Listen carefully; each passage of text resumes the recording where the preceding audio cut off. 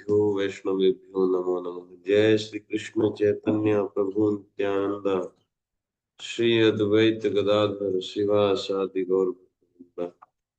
हरे कृष्णा कृष्णा कृष्णा हरे हरे, हरे राम राम राम। नमो विष्णुपादाय कृष्ण पृष्ठाय भूतले श्रीयति भक्ति धीराणाम दामोदरेति नामनेति श्री भक्ति तीर्थस्य गुण भावानुमोदन सर्वदा सर्वभक्तानां सर्वोच्चदाय राधा कृष्ण गौरव सर्वदा।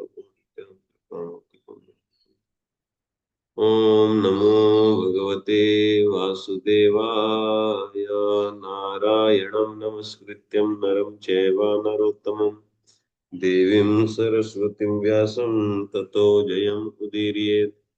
नष्टप्रायेषु भद्रेषु नित्यं भागवत सेवया भगवती उत्तमा श्लोके भक्तिर्भवति नैष्ठिकी। कृष्णाय वासुदेवाय देवकी नंदनाय च नंद गोप कुमाराय गोविंदाय नमो नमः। हरे कृष्ण। हम लोग पढ़ रहे हैं श्रीमद् भागवतम स्कंद 10 अध्याय 31 गोपी गीत। श्लोक संख्या चल रहा है, मेरे ख्याल में 11वां चल रहा है। 11वां हो गया था कि चल रहा है? 11वां ही चल रहा है, उसी को थोड़ा आज पढ़ेंगे। उससे पहले एक राम चरितमानस की एक बात पढ़ते हैं, उत्तरकांड। बड़ा सुंदर ग्रंथ है। बाकी चीजें तो पढ़ाने से समझ में आएगी, लेकिन रामचरितमानस ऐसा ग्रंथ है अपने से आ जाता है समझ में पढ़े करके। बहुत सरल है। गोस्वामी जी कहते हैं, कमठ पीठ जामहि बरुबारा। ऐसा एक बार को हो सकता है कि कछुए की पीठ पर बाल उग जाए। बंध्या सुत बरु काहू ही मारा। ऐसा भी हो सकता है कि किसी बांझ का लड़का किसी की हत्या कर दे।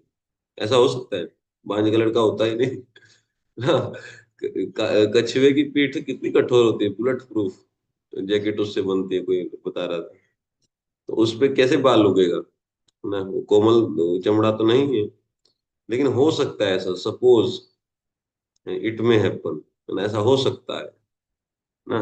कमट पीठ जामहि बरु बारा। बरु मतलब एक बार, है ना। एक बार को ऐसा हो सकता है कि 12 मतलब बाल उगावे कमर कछुए की पीठ पर। बंध्या सुत बरु काहू ही मारा। जो बंध्या है, बांझ स्त्री है, उसका लड़का भले ही किसी को मार दे, ऐसा हो सकता है। फूल ही नव बरु बहु विधि फूला। आकाश में बहुत बहुत फूल जो है अनेक प्रकार के, वो खिल जाए। आकाश में फूल खिलता ही नहीं, फूल होता ही नहीं तो खिलेगा कहाँ से। लेकिन ऐसा हो सकता है। जीव न लह सुख हरि प्रतिकूला। लेकिन जीव जो है भगवान से प्रतिकूल होकर के सुखी नहीं रह सकता, ये पक्की बात है। ठीक है। कछुए की पीठ पे बाल उग सकते हैं, बंध्या का सुत किसी की हत्या कर सकता है, नभ में आकाश पुष्प जो है खिल सकते हैं, लेकिन कोई भी जीव बिना भगवान के उन्मुख हुए सुखी नहीं हो सकता। आगे कहते हैं, तृषा जाई बरु मृग जल पाना। ऐसा हो सकता है कि मृग तृष्णा के जल से किसी की प्यास बुझ जाए। बरु जाम ही शीस बिसाना। एक बार को ऐसा हो सकता है कि खरगोश के मस्तक पर जो है सींग उग जाए, ऐसा हो सकता है। अंधकारु बरु रवि ही नसावे। ऐसा हो सकता है कि अंधकार जो है सूर्य को नष्ट कर दे। राम विमुख ना जीव सुख पावे। लेकिन राम के विमुख कोई जीव सुख नहीं पा सकता है। आ कहते हैं, हिमते अनल प्रकट बरु होई। अ, बर्फ से अग्नि प्रकट हो सकती है, विमुख राम सुख पावो न कोई। लेकिन राम जी से विमुख होकर कोई सुख नहीं पा सकता है। बारी मथे घृत होई बरु सिखता ते बरु तेल। बिनु हरि भजन ना भवतरिय यह सिद्धांत अपेल। कहते हैं कि ऐसा हो सकता है कि पानी को मथ करके कोई व्यक्ति मक्खन निकाल ले। ऐसा हो सकता है कि एक बार को ऐसा माना जा सकता है कि हाँ किया होगा कोई व्यक्ति। और बालू को पेर करके कोई व्यक्ति तेल निकाल ले, ऐसा भी हो सकता है। बालू को जो इस पिलर में डाल करके और जो सरसों का तेल निकल जाए। बिनु हरि भजन न भवतरिय यह सिद्धांत अपेल। लेकिन कोई व्यक्ति बिना हरि भजन किए इस भवसागर से पार हो जाए, ये सिद्धांत ऐसा नहीं है। यह सिद्धांत जो है अकाट्य है। ठीक है ना। मस्कही करई बिरंची प्रभु। प्रभु मच्छर को ब्रह्मा बना सकते हैं, और प्रभु अजहि मसकते हीन, और ब्रह्मा को मच्छर से भी तुच्छ बना सकते हैं। अस विचारित जि संशया, राम ही भजहि प्रवीण। इस ऐसा विचार करके चतुर पुरुष सब संदेह त्याग कर राम जी को ही भजते हैं। कोई संदेह नहीं लाना चाहिए, भगवान कुछ भी कर सकते हैं। ठीक है, ऐसा आ रहा था दिमाग में तो बता दिया आपको। पहली बार सुने आप ये? हैं? कितने लोग पहली बार सुने? हैं? मैं शाम को पढ़ाया था एक दिन, मुझे परसों पता है। पढ़ाया था गुरु जी, परसों। ठीक है, तो अब आ जाओ गोपी गीत पर। तो हम लोग गोपी गीत पढ़ रहे हैं, 11वें श्लोक पर चले गए हैं, 19 है। ठीक है, इसके अब जो है हम समाप्ति की ओर आ रहे हैं धीरे धीरे। ठीक है ना? बीच में 2-3 दिन का शायद छुट्टी भी रहे, तो सोमवार मंगलवार बुधवार तक तो चलेगा ही, 2 दिन और। आगे भी चल सकता है, लेकिन देखते हैं। मैं वृंदावन जाऊंगा 2-4 दिन के लिए। तो 11वें श्लोक में देखिए, 9वें श्लोक में बात हुई कि आपकी कथा ही अमृत है, और बल्कि जो दो अमृत और होते हैं, देव भोग्य अमृत और मोक्ष रूप अमृत, उससे भी श्रेष्ठ है ना? ठीक है। और जो इसको, इस कथामृत का गान करते हैं, मुक्त कंठ से ठीक ठीक निरूपण करते हैं, वो भूरिदा जनता है ना? ठीक है, बहुत प्राण दान देने वाले हैं, तो जीवन दान दे रहे हैं लोग। तो अब भगवान ये कह सकते हैं कि जब तुम ये सब जान गई हो कि हमारा कथा ही अमृत है और दोनों अमृतों से श्रेष्ठ है, तो अपना अमृत पियो, आनंद में रहो, सुखी रहो। क्यों बिना मतलब के जो है दर्शन की लालसा करती हो? समझ गए ना? तो भगवान मान लीजिए ये बात कहे, तो गोपियां कहती हैं कि आपके दर्शन से रहित, आपसे संबंधित कोई भी वस्तु हमको दुख ही देती है। ठीक है, आपके संबंध से रहित, आप सॉरी, आपके दर्शन से रहित, आपसे संबंधित कोई भी वस्तु हमको क्या करती है? अतिशय दुख देती है।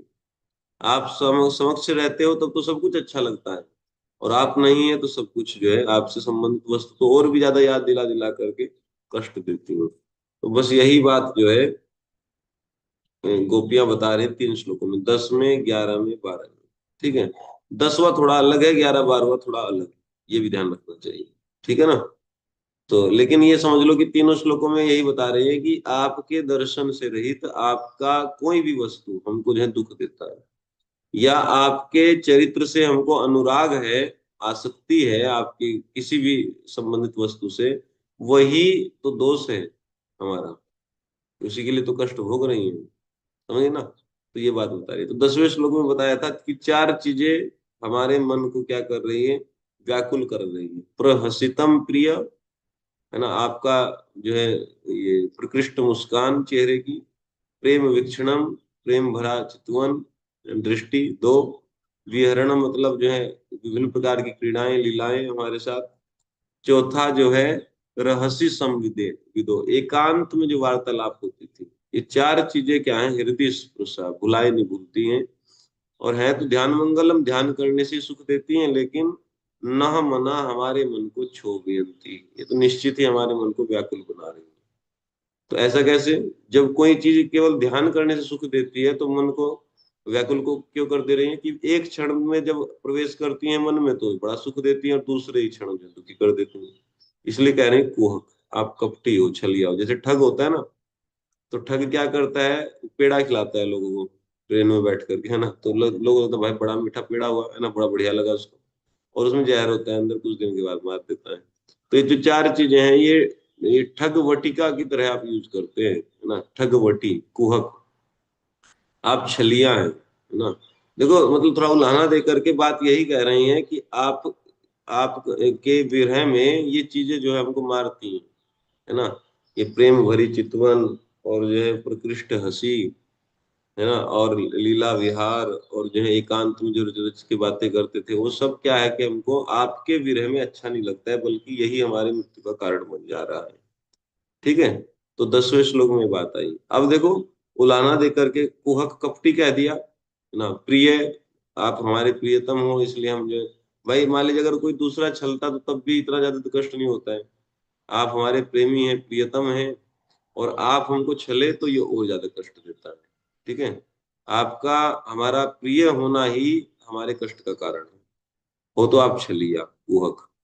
ठीक है, मतलब घुमा करके बात कह रहे हैं कि आपके दर्शन के बिना ये सब चीजें हमको कष्ट दे रही हैं, लेकिन एक बात को पकड़ लो, कुहक मतलब कपटी। ठीक है, तो अब कह रही हैं कि देखो, जैसे इस संसार में भी देखो, कोई व्यक्ति, कोई स्त्री है अपने पति को उलाहना दे रही है ना, नवयुवती है कोई, तो उलाहना दे रही है, कपटी कहीं के, ये है वो है ना, तुम जो है, हम हमारे साथ छल किए, हम अपने पिता को छोड़ करके आए, ऐसा। तो फिर जो है, जैसे पहले उलाहना देंगी, उलाहना देने के बाद जो है वो क्या करेगी, वो जो है कुछ कुछ बातें याद दिलाएगी, कि जानते हो हम जो है तुम्हारे लिए भूखे मरे, करवा चौथ का व्रत किए सुबह से लेकर रात तक, है ना, प्यासे मर गए, और तुम देखो इस तरीके से, समझ गए ना। तो कुछ कुछ जो है ऐसी घड़ी याद दिलाती है कि देखो हम जो है कितना प्रेम तुमसे करती हैं, और तुम देखो कैसे हम कहा से हमको चले, है ना। इस संसार में भी ऐसा ऐसा स्वभाव है, ऐसा बोला करती है प्रिया, है ना, अपने पति को।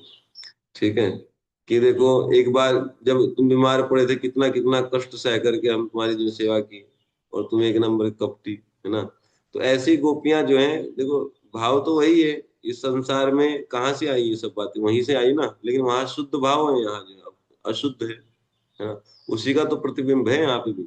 भाव से रस वही चलता है। अगर आप रस शास्त्र पढ़ेंगे, खासकर भक्ति रसामृत सिंधु, भरत मुनि ने रस शास्त्र लिखा है, वो भौतिक रस लिखा है उन्होंने इधर का, है ना। तो भक्त नहीं थे भरत मुनि, लेकिन जो है रूप गोस्वामी जी ने उसी की तर्ज पर जो है भक्ति रसामृत सिंधु और उज्ज्वल नीलमणि लिखा। एक एक चीज मैच कर जाती है इस संसार से। कभी कभी लोग मूर्ख लोग तो कुछ से कुछ बोलते हैं, कहते हैं कि भक्ति रसामृत सिंधु, भक्तों की बात बता रहा हूँ, कहते हैं भक्ति रसामृत सिंधु के शुरुआत के 19 अध्याय पढ़ने चाहिए, बाद के नहीं पढ़ने चाहिए, है ना? ठीक है, कह रहे हैं कि वो बहुत ऊंची चीज है, बहुत ऊंची चीज है, पढ़ते नहीं। एक बार मैं पूछा पूज्य वृंदावन चंद्र महाराज से कि महाराज, ये भक्ति रसामृत सिंधु के 19 अध्याय के बाद की जो 3 यूनिट और हैं, 4 यूनिट है, उसमें पहली यूनिट में 19 अध्याय है, बाकी फिर 3 यूनिट आ गए। मैंने कहा महाराज, ये जो 2 यूनिट 3 यूनिट आगे की हैं, इनको भी पढ़ना चाहिए हमको। तो महाराज मेरे को देख के बोले, तब रूप गोस्वामी क्यों लिखे? बोले अगर पढ़ना नहीं होता तो लिखे क्यों थे? ये पढ़ने के लिए लिखा होता है ना। महाराज उत्तर बहुत अच्छा देते। एक दिन वो पूछा कि महाराज, राधा कुंड में स्नान किया जाता है, स्नान करना चाहिए। बोले तो कुंड बनाया किस लिए जाता है? बस सीधी सी बात है, कुंड का कुंड बनाया क्यों किसी व्यक्ति को? पागल हो गया है कि कोई कुंड खोदता फिर रहा है? भाई, हर चीज का एक कार्य होता है ना, है ना, एक एक उद्देश्य होता है। कोई भी चीज है तो उसका एक उद्देश्य है, समझ गए। जैसे मान लीजिए कोई व्यक्ति आपकी थाली में भोजन परोस दे, और कोई पूछे कि ये खाना होता है क्या, तो फिर थाली में परोसा क्यों है अगर खाना नहीं होता है? आपको बैठा करके थाली में परोसा है, तो माया बोले कि जो है, कुंड का उद्देश्य क्या है, कुंड बनाया क्यों जाता है? कुंड स्नान करने के लिए बनाया जाता है ना। कि हमारा तो साधारण सा प्रश्न है, हमको नहीं पता। महाराज बोले कि हमको नहीं पता कि नहाना चाहिए कि नहीं नहाना चाहिए। हमारा एक प्रश्न है कि कुंड की उत्पत्ति हुई क्यों, किसी व्यक्ति ने कुंड खुदवाया क्यों? स्नान करने के लिए ही कुंड की उत्पत्ति होती है, वरना दूसरा कोई उसका उपयोग ही नहीं है ना। तो ऐसे ही महाराज बता रहे थे कि ये जो भक्ति रसायन सिंधु के जो अगली 3 यूनिट है, वो रूप गोस्वामी लिखे क्यों अगर पढ़ना नहीं होता तो? लेकिन देखो गजब की बात है, हजारों हजारों लोग ऐसे मिल जाएंगे आपको भक्तों के समाज में, जो कि ना ना पढ़ना नहीं है, उसको पढ़ना नहीं है। अच्छा, हम पढ़े तो हम हाँ, तो यही निष्कर्ष निकला कि अगर बहुत अच्छे से समझना हो माया की चाल को, वैसे तो समझ में आती नहीं है, समझ के भी नहीं समझ सकता व्यक्ति, भगवान की शरणागति से छूटेगा, लेकिन फिर भी ज्ञान के स्तर पे अगर माया की चाल को समझना हो, तो ये जो अंतरंग लीलाएं हैं भगवान की, ये सुननी चाहिए। लेकिन सुननी चाहिए अधिकारी व्यक्ति से, ऐसे नहीं सुनना चाहिए। जैसे प्रभुपाद जी ने जो है, जो सिस्टमेटिक बताया है ना, जो सिद्धांत के अनुसार बताना है ना, टीका टिप्पणियों से अनुगत्य में जो है आचार्यों के, तभी पढ़ना चाहिए। ऐसे आजकल के छिछोरे लोग जो गाते फिरते हैं इधर उधर गोपी गीत, इनसे नहीं सुनना चाहिए। इससे तो नाश ही हो जाएगा जो व्यक्ति सुनेगा, हो ही रहा है ना। वो भक्ति को कुछ और ही समझ ले रहे हैं बेचारे। तो ये जो आजकल के छिछोरे निच्चड़ अनपढ़ लोग हैं, इनसे नहीं सुनना चाहिए। थोड़ा बहुत ही गाना बजाना सीख लेते हैं, और ये नाश कर रहे हैं समाज का। भक्ति के नाम पे कुछ और समझा रहे हैं लोगों को। भक्ति ऐसी नहीं होती है। बड़े बड़े आचार्यों ने कितना परिश्रम करके कितनी कितनी टीका टिप्पणियां लिखी हैं। कोई मूर्ख थे वो आचार्य, अगर इतना आसान होता बस गाना गोपी गीत। तो इसलिए उनसे नहीं सुनना है, लेकिन जो है बहुत आचार्यों के अनुगत्य में, जैसे हम देखो तीन तीन आचार्यों को सहारा लेकर के पढ़ रहे हैं, है ना, चार चार आचार्यों का। तो बिल्कुल जो है बस जितना वो बताएं उतना ही समझना है, अपनी बुद्धि नहीं लड़ानी है उसमें, है ना। तो अगर इसको समझ जाए व्यक्ति, इन रसों रसों के कॉन्सेप्ट को, जो भक्ति रस है इसी कॉन्सेप्ट को यदि समझ जाए, तो वो समझ जाएगा कि इस संसार में किस तरीके से हमारी दुर्गति हो रही है। उसके प्रतिबिंब के चक्कर में हम पड़े हैं, समझे ना, असली चीज उधर है, ठीक है, और उसके प्रतिबिंब के चक्कर में हम यहाँ पड़े हैं। कितने पागल हैं, सोचिए, समझ रहे हैं ना।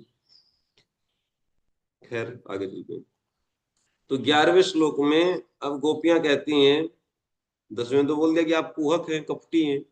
तो अब 11वें में कहती हैं कि हम आपके अतिशय प्रेम में हमारा चित्त जो है हमेशा जो है आर्द्र रहता है, द्रवीभूत रहता है ना। हम कितना प्रेम आपको करती हैं। तो वही बता रही हैं 11वें श्लोक में और 12वें श्लोक में। 11वें श्लोक में संयोग वियोग में क्षोभ है, और 12वें श्लोक में जो है संयोग में क्षोभ है। आई बात समझ में? कि आपका जो वियोग है, 10वें श्लोक में जो बात आई ना कि क्षोभयंती, है ना, क्षोभ, ये बात लिखे हैं जीव है 10वें में। 10वें में जो क्षोभ है ना, तो जीव गोस्वामी कहते हैं तत्चा भवता क्षोभ दानम संयोग वियोगयोर विशेषम एव। कह रहे हैं कि जो क्षोभ दान आप करते हो, 10वें श्लोक में जो आया ना कि क्षोभयंती, हमारे मन को क्षोभ देते हो, व्याकुल करते हो। तो व्याकुल दो तरीके, व्याकुलता दो तरीके से आप देते हो। कैसे? वियोग से भी व्याकुलता देते हो, संयोग से भी देते हो। तो 11वें पे लिख लो, वियोग के द्वारा क्षोभ, है ना, वियोग के द्वारा क्षोभ। 10वें में तो क्षोभ पे गोला बना लो, है ना, 10वें श्लोक में क्षोभ पे। तो इसी से कनेक्शन पता चल जाएगा अगले 3 श्लोक का। क्षोभ, क्षोभ दे रहे हैं आप, है ना। कुहक पे गोला बना लो और क्षोभ, कपटी हैं और आप जो है व्याकुल करते हैं हमको। ठीक है, पहले 4 चीजें जो है वो ठगवटी की तरह देते हैं, और फिर जो है आदर्श होकर के हमको व्याकुल करते हैं, क्षोभ देते हैं। तो आपका क्षोभ दो तरीके से है। 11वें श्लोक में जो है वियोग का क्षोभ, और 12वें श्लोक में संयोग का क्षोभ, है ना। समझ गए ये बात? और वैसे मैंने आपको बता दिया कि 10वें श्लोक में कपटी कह करके, और 11वें और 12वें श्लोक में बोल रही है, जैसे विश्वनाथ चक्रवर्ती, सब आचार्यों ने अलग अलग कनेक्शन दिया है। वो बोल रहे हैं कि ऐसा नहीं कि केवल आज ही आप हमको दुख दे रहे हैं अदृश्य होकर के, आप तो अन्य समय पे भी अपने आप को दुखी करके हमको जो है दुखी किए हैं, है ना। कभी कभी अपने आप को दुख दे करके भी हमको बहुत व्याकुल किए हैं पहले भी। ऐसा नहीं कि केवल आज ही आप जो है डिसअपियर हो गए हमारे सामने से, और इसलिए हमको जो है दुख दे रहे हैं। आपका ये स्वभाव रहा है पहले से ही, है ना। कितनी कितनी बार तो अपने आप को कष्ट में डाल करके, मतलब ऐसे प्रेम में, है ना, कि कितना कितना हमको कष्ट हुआ आपके प्रेम से। प्रेम आद्र चित्ता, है ना, वो कौन बोलते हैं, श्रीधर स्वामी। वही वयम अति प्रेम आद्र चित्ता, हम तो तुम्हारे प्रेम में सिक्त चित्त वाली है, या आद्र चित्त वाली है। ठीक है। अब देखो 11वां श्लोक, 11वां श्लोक तो हमने पढ़ लिया था वैसे, लेकिन आज थोड़ा सा और पढ़ेंगे। कह रहे हैं कि चलसी यद व्रजात, यद मतलब जिस समय, ब्रज से आप चलते हैं। कहाँ चलते हैं? चारियन पशुन, पशुओं को चराने के लिए, गौ आदि, है ना, गाय, भैंस भी रहती थी भगवान के उसमें थोड़ी सी, है ना, और बकरी भी कहीं कहीं लिखा गया है कि बकरी भी कुछ रहती। पता नहीं बकरी क्यों रहती थी, बकरी तो नहीं पालते अच्छे लोग, है ना। ठीक है। या कहो किसी और की चल देती होगी बकरी साथ में, है ना। गाय चल रही है तो कोई अपनी जो है बोल देता है, वो जो है नंद का लड़का जाने के लिए जा रहा है गाय, तो 4 बकरी भी कर दो उसके साथ साथ। ठीक है। यार, हम तो को लगता नहीं नंद बाबा को बकरी पाले होंगे, बकरी तो बहुत गंदा माना जाता है बकरी को पालना, है ना। लेकिन भैंस थी नंद बाबा के यहाँ, समझ गए ना। भैंसे नंद बाबा पालते थे कुछ, है ना, बाहुल्य जो है गाय का था। तो पशुओं को चराने के लिए जब भगवान ब्रज से निकलते हैं वन की तरफ, तो नलिन सुंदरम नाथ ते पदम, हे नाथ ते नलिन सुंदरम पदम, आपके कमल से भी अधिक सुकुमार, या कमल से भी अधिक सुंदर जो चरण कमल है। पद्म मतलब चरण, और नलिन मतलब कमल, कमल के समान सुंदर या कमल से भी अधिक सुंदर और सुकुमार जो आपके चरण हैं, वो क्या है, शिल तृणांकुर सीदति इति। कह रहे हैं शिल, शिल मतलब होता है जो धान के अग्र भाग होता है ना, बाली कहते हैं ना, जैसे गेहूं की बाली है ना, तो जो नुकीली होती है, आप देखना कोई भी धान्य होता है, उसका जो ऊपर का हिस्सा होता है ना वो नुकीला होता है, पैरों पे लगता है। कोई भी आप देख लीजिए, धान देख लीजिए, चुभता है कि नहीं है। और जो बाली होती है गेहूं की वो भी चुभती है, अगला हिस्सा जो चुभता है वो होता है ना, खुजली हो जाती है। कभी कभी वो गेहूं की बाली किसी के हम जो है आस्तीन में रख करके ऐसे ऐसे कर देते थे, तो वो ऊपर की तरफ को चलती है। तोड़ के लेके जाते थे, किसी किसी लड़के को ऐसा, शहर के लड़कों को ज्यादा परेशान करते थे। गांव से लेके जाते, मार्च के महीने में पक जाता है वो बाली, यहाँ कहना दिखाना हाथ, तो उसके हाथ में शर्ट पे यहाँ रख देते थे अंदर, यहाँ पे बाली को गेहूं की, और पकड़ करके उसको ऐसे ऐसे करते थे, तो वो बाली ऊपर चढ़ जाती थी ऐसे करके। है ना, ऊपर की तरफ को चलती है और इतना काटती थी वो, जो चिल्लाता था ऐसा। तो लड़के लोग ऐसा करते थे ना, वो चुभती है। ठीक है, तो इस शिल का अर्थ ये है, शिलोच्छन वृत्ति। मैंने कल बताया था कि साधु लोग शिलोच्छन वृत्ति से रहते थे। कुछ बाली टूट के गिर जाती थी तो उनको चुन करके उससे गेहूं निकाल के उससे फिर उसको खाते थे। ये सबसे पवित्र वृत्ति मानी जाती है साधुओं की। आजकल तो पर्ची काटते फिरते हैं बेचारे, है ना, सुबह से शाम तक पर्चा काटते फिरते। साधु कैसे रहे पहले, ये नहीं देखते। शिलोच्छन वृत्ति, खैर ठीक है, युक्त वैराग्य। शिल तृणांकुरे, तृण अंकुरे, इन सबसे सीदति व्यथित होते हैं आपके चरण कमल, जो कमल से भी अधिक जो है क्या है, सुकुमार है। इति, इस बात को, या इति मतलब इस प्रकार सोच करके, नह मनः, हमारा मन, कलिलताम गच्छति, कलिलता को प्राप्त करता है। कलिलता मतलब कलह को प्राप्त करता है ना, कलह ग्रहण करता है। या कलिलताम का अर्थ सीधा सीधा सा अर्थ क्या था, कलिलताम का अर्थ क्या था, बताओ, क्या लिखे थे। पीड़ित, पीड़ित होने लगता है ना, दुख प्राप्त करता है दुख कलिलता का। दुख प्राप्त करता है। हाँ ठीक है, तो ये इसका सीधा सीधा अर्थ था। अच्छा ये बताओ, जो 11 श्लोक अभी तक हो गए, 11 श्लोकों में हर शब्द का अर्थ कितने लोगों को पता है? हर शब्द का अर्थ, कोई कहीं से कोई भी शब्द देख लिया जाए, एक एक शब्द का, ते, च, न, ये छोटे छोटे से शब्द हैं, इसका भी अर्थ बता देगा कोई? ऐसा है कोई? हैं? मैं टीका टिप्पणी की बात नहीं कर रहा हूँ, केवल शब्दार्थ की बात कर रहा हूँ। रामेश्वर ने मत जुटाई, हाथ उठा लिया। बाकी लोग, बाकी लोग नहीं है, इसका मतलब कोई नहीं पढ़ रहा है, मतलब अनुवाद भी नहीं आता है आपको? इतने दिन से मैं पढ़ा रहा हूँ, 30-40 क्लास हो गई है। भाई टीका टिप्पणी तो बहुत आगे की बात है, अनुवाद भी नहीं आता है किसी को। बेकार है, आप लोग जाओ। अनुवाद तो मोटा मोटी कर ही लेंगे गुरु जी। मोटा मोटी क्यों करना है, ठीक ठीक करो। इतने दिन से पढ़ा रहा हूँ, अभी मोटा मोटी होगा? तो बिना पढ़ाई भी मोटा मोटी कर ही देते। अनुवाद तो बिल्कुल ठीक ठीक आना चाहिए। देखो एक एक शब्द पढ़ के, चलसी यत व्रजात, जब आप चलते हैं, यद मतलब जब, चलसी चलते हैं, व्रजात व्रज से, कहा, चारयन पशुन, पशुओं को चराने के लिए, नलिन सुंदरम नाथ ते पदम, हे नाथ, आपके, ते मतलब आपके या तुम्हारे, नलिन सुंदर, कमल से भी अधिक सुकुमार और सुंदर जो चरण है, पदम, शिल तृणांकुरे, शिल मतलब वो बालियां, है ना, धान की, और तृण छोटे छोटे तिनके, और जहाँ अंकुर है, अंकुर, अंकुर हो जाते हैं ना कुछ कुछ छोटे छोटे पौधे ऐसे, या कंकड़ वगैरह भी, कंकड़ नहीं लिया जाएगा यहाँ पे, अभी बताएंगे। सीदति व्यथित होते हैं आपके चरण कमल, इति इस बात को स्मरण करके, ना हम लोगों का मन, हे कांत, हे प्रियतम, कलिलताम गच्छति, दुख को प्राप्त करता है। ठीक है, सीधी सी बात है। तो मैंने कल बताया था कि जो कलिलताम का अर्थ विश्वनाथ चक्रवर्ती ठाकुर कहते हैं कि कलह को प्राप्त करता है हमारा मन। ठीक है ना, बोले कलह को प्राप्त करता है, हाँ कैसी कलह, है ना, कलह ग्रहण करता है मन। तो हमसे कलह कर बैठता है हमारा मन, कैसे करता है? तो वो बताए थे, एक वार्तालाप दिए थे, वो बहुत बढ़िया लगा। कितने लोगों ने सुना था कल, है ना, कलह कैसे? सूर्यप्रभु कल थे आप? हम्म, ठीक है। कितने लोग नहीं थे कल? दोबारा फिर बता दिया जाए। अधोक्षज प्रभु नहीं थे, और सतीश कुमार अग्रवाल प्रभु ये भी नहीं थे, विष्णु दास भी नहीं थे। तो देखो ठीक है, देखो कलह होता है जब मन व्यथित होता है, ये जब आपके चरण कमल को कष्ट होता है, जब आप जो है पशु चराने के लिए जाते हैं, तो हमारा मन जो है कलह धारण करता है। तो कलह धारण करता है तो इसका अर्थ क्या है? कैसी कलह करता है हमारा मन? गोपियां कह रहे हैं, विश्वनाथ ठाकुर कह रहे हैं कि गोपियां कहती हैं, कैसी कलह? अरे मन, सा यदि वने भ्रमणात् खिद्यति, तदा व्रजात निसृत्य नित्यम एव तत्रैव किम याति।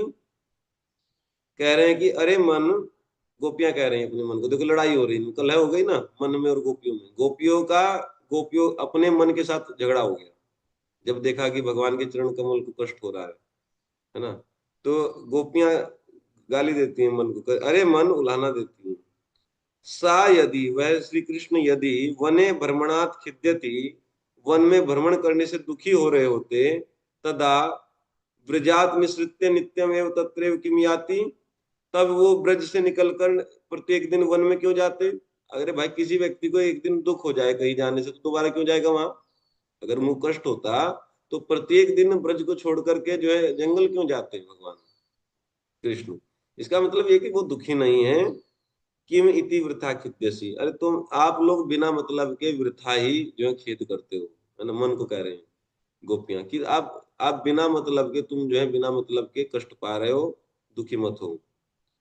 तो मन कहता है इनको, गोपियों को कहता है, अई निर्बुद्धयो गोपालिका, अरे निर्बुद्धि ग्वालिनियो, तस्य चरणतल द्वयम स्थल कमलाद अपि सुकुमारम भवति। कह रहे तुम ये नहीं जानते हो कि श्री कृष्ण का जो चरण कमल है, दोनों चरणों का जो तलवा है, वो कमल से भी अधिक सुकुमार है। और वने चा शिल तृणांकर शर्करा संति एव, और वन में कितने कितने जो है कंकड़ पत्थर, है ना, कंकड़ तृण अंकुर बजरी इत्यादि हैं। तो कथम पीड़ा न सयात, क्यों उनको पीड़ा नहीं होगी? तुम कहती हो कि पीड़ा नहीं है, कितने सुकुमार जो है चरण है। तो गोपियां कहती हैं, अरे मुग्ध, अरे बेवड़े मन मुग्ध मतलब जो शराब पिया हुआ है ना। अरे मुग्ध, अरे बेवड़े मन, सा सुकोमल बालू के पथी पथी है वो भ्रमती। कह रहे हैं कि वो तो जो है वो बहुत ही जो महीन बालू वाली जो बटिया है, बटिया समझते हैं अधोक्षज को, है बटिया, है ना, पगडंडी, है ना, छोटी सी पगडंडी बन जाती है खेत में, जहां को लोग चलने लगते हैं तो एक जो है रास्ता बन जाता है छोटा सा अपने आप, उसको कोई बांधता नहीं है। आप किसी फसल के ऊपर, कोई फसल बो रखी किसी किसान ने, और उसके खेत के बीच में से जाओ, एक आदमी जाएगा तो फिर बाद में फिर खड़ी हो जाएगी वो। लेकिन मान लीजिए 1,000 आदमी जाए लाइन बना करके उसी एक के पीछे एक ऐसा करके, तो कुछ देर के बाद जो है वहां पे एक जो है रास्ता बन जाएगा, और वो फसल जो है कुछ दिन के बाद जल जाएगी, 1-2 दिन में पूरी, है ना, बिल्कुल सपाट आपको रास्ता दिखाई पड़ेगा। उसको पटिया कहते हैं, है ना, पटिया कहते हैं या पगडंडी, है ना, हिंदी में पगडंडी भी कहते हैं। और ठीक है, तो कह रहे हैं, गोपियां कह रहे हैं कि अरे बेवड़े मन मुग्ध, सा सुकोमल बालू के पथी पथी ये भ्रमती, ये तो जो सुकोमल बालू का है ना, तो उस बटिया बटिया पे कोई चलते हैं, वो उस पगडंडी पगडंडी पे कोई चलते हैं, वो कोई ऐसे इधर उधर थोड़ा है ना भागे फिरते हैं।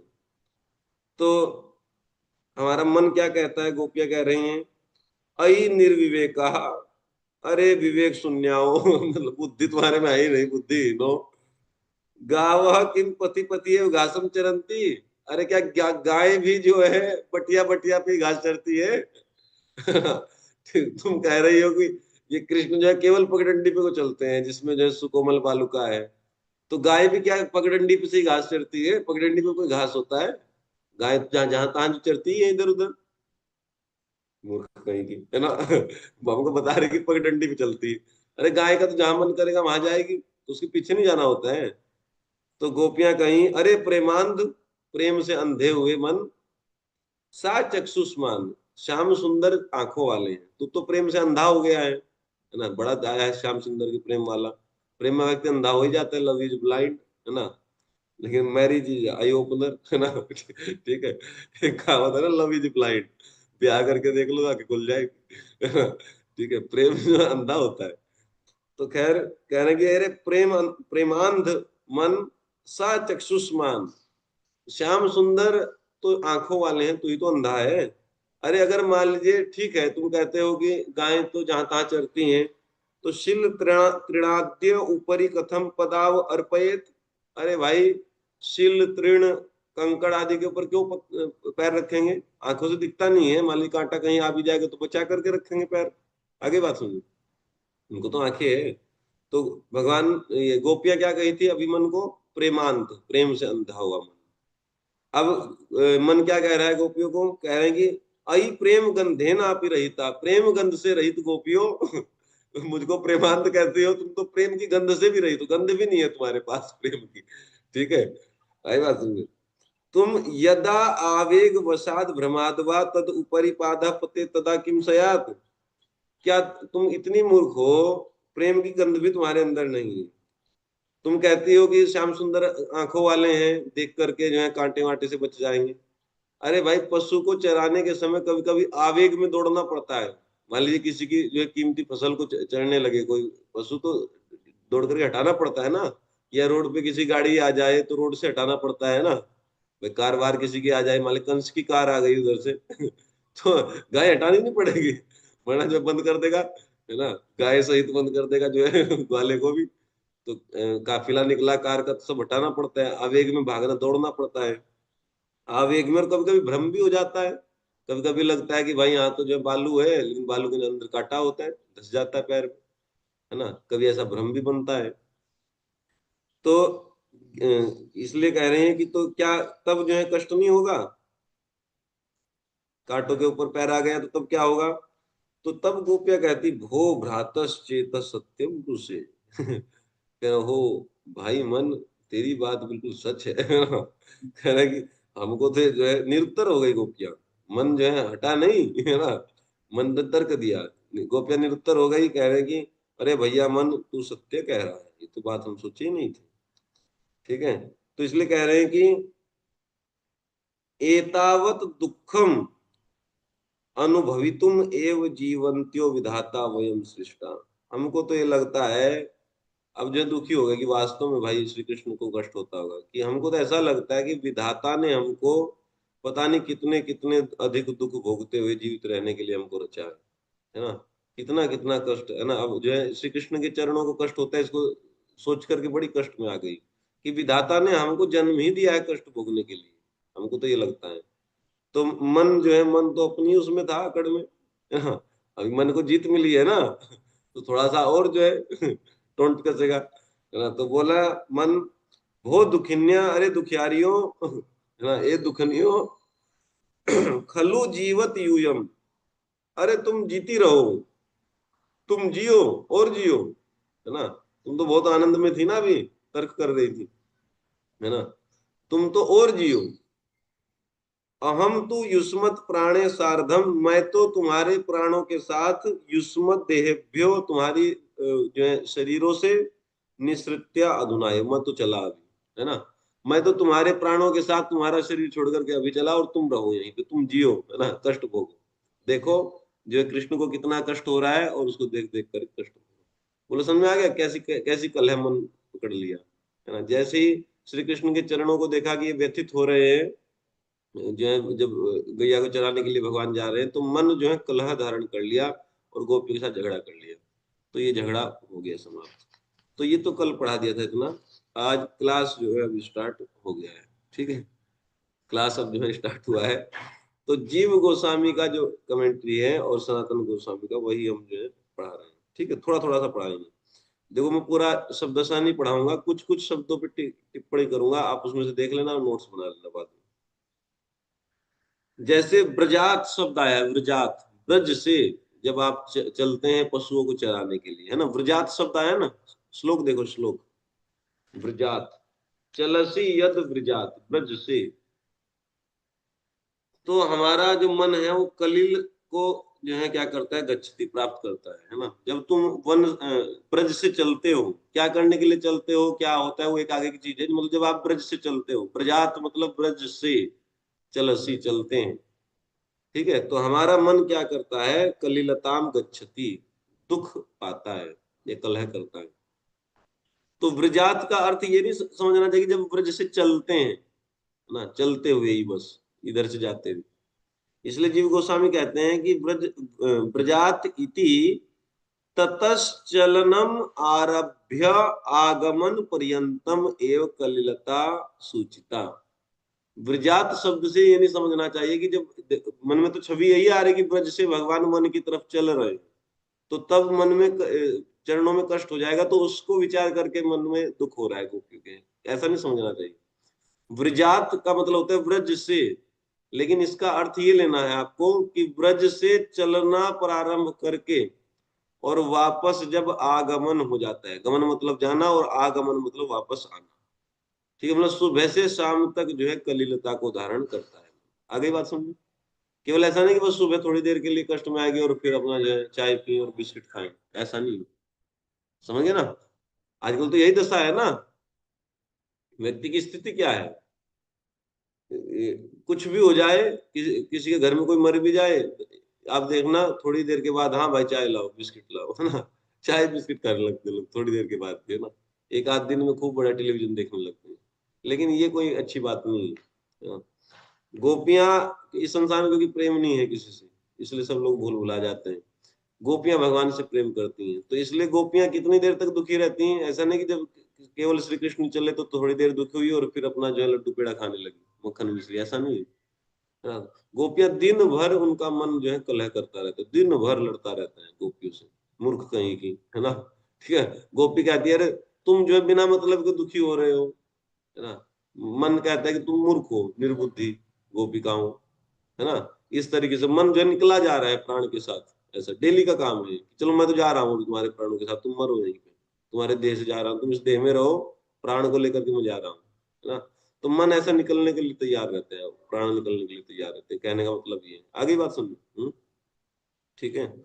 तो ब्रजात का अर्थ समझ में आ गया जीव गोस्वामी क्या कह रहे हैं। ब्रजात मतलब कहते हैं कि ततः चलनम आरभ्य, ब्रज से चलना आरंभ करके और आगमन पर्यंत, वापस आने तक, कलिलताम सूचिता, कलिलता का सूचना यहाँ दे रहा है ब्रज शब्द, ब्रजात शब्द, है ना।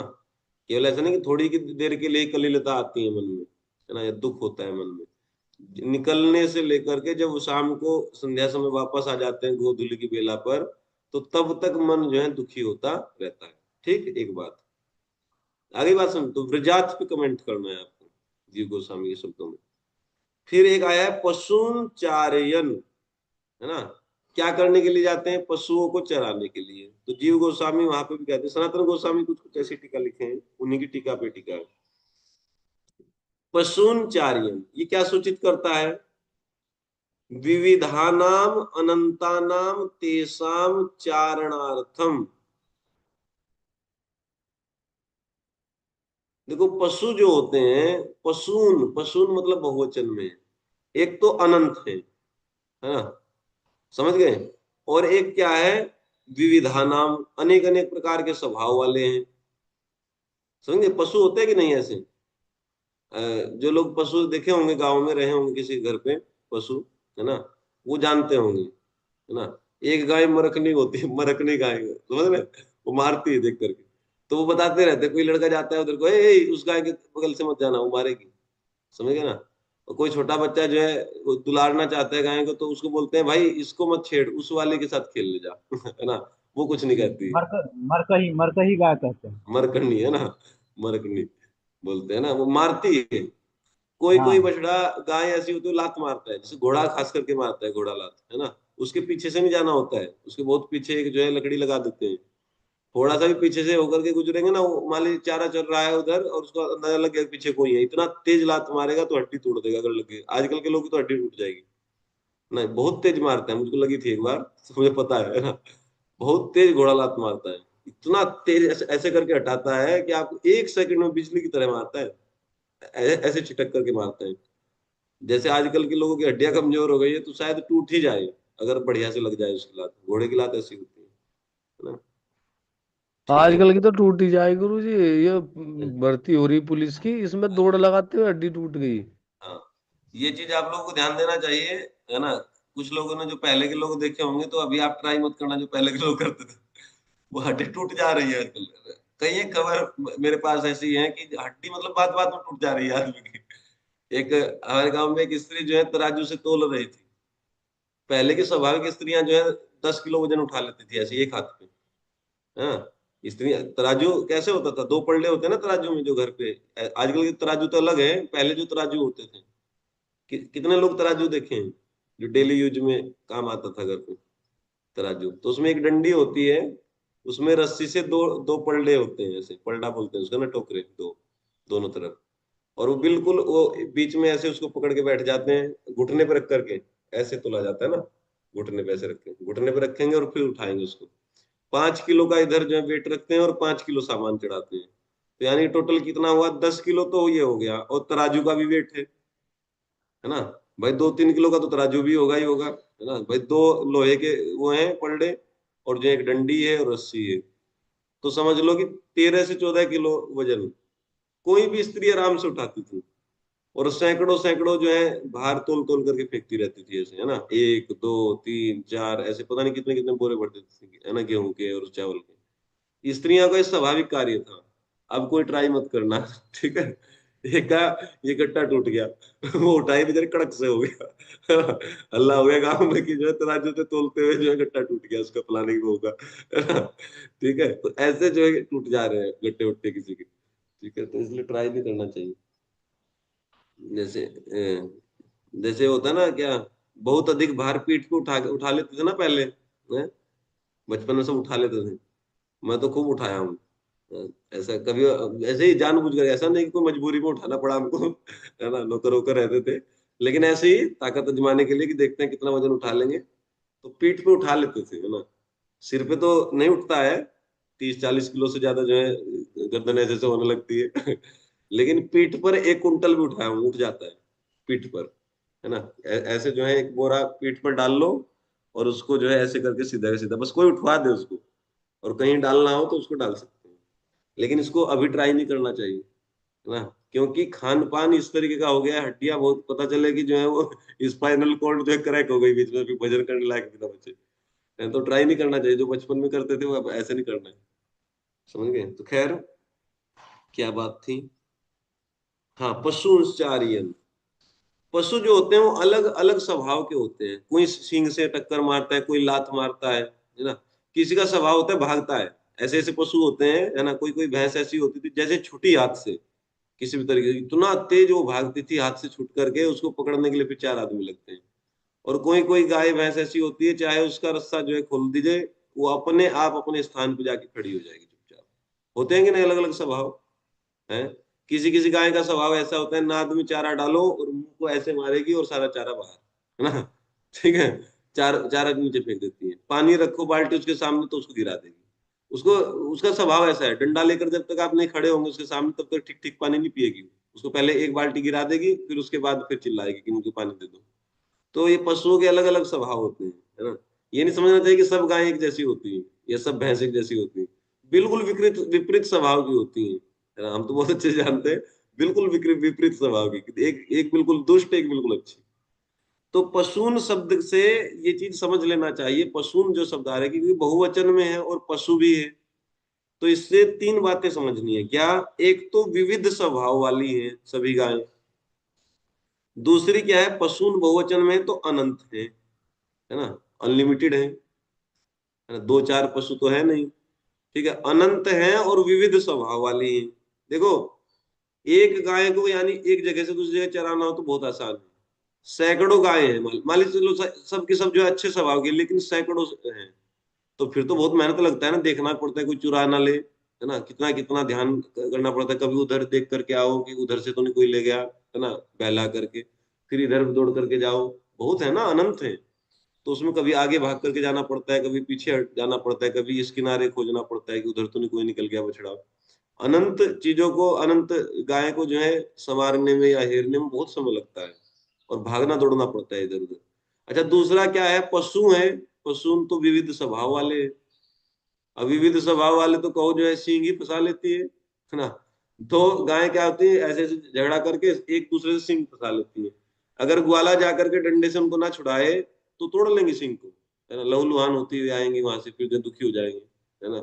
समझे, तो उनको लड़ने भी नहीं देना है। तो विविध स्वभाव की है। तो पशु में 2 अर्थ आ गए, विविधान अनंता नाम, ठीक। और जब चारणार्थम, जब वो चारण के लिए क्या करते हैं, वर्तम परित्यागेना, ततो भ्रमणात् शिलादि भी अवसाद संभाविता।